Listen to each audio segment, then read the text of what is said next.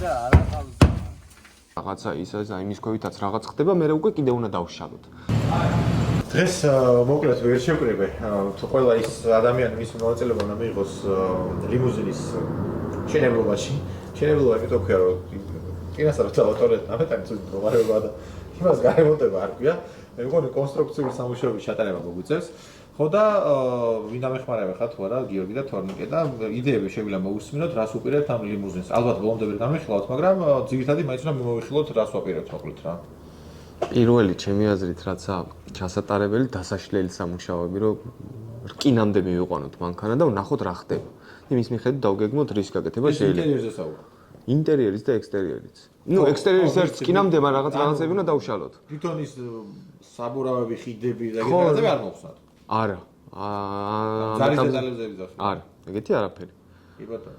ნუ თუ დაგვანახებს ამების დაშლა რო ეხა პოლი ჩამპალია რა. აძმა.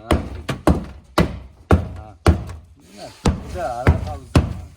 რაღაცა ისე იმის ქვევითაც რაღაც ხდება, მე უკვე კიდე უნდა დავშალოთ.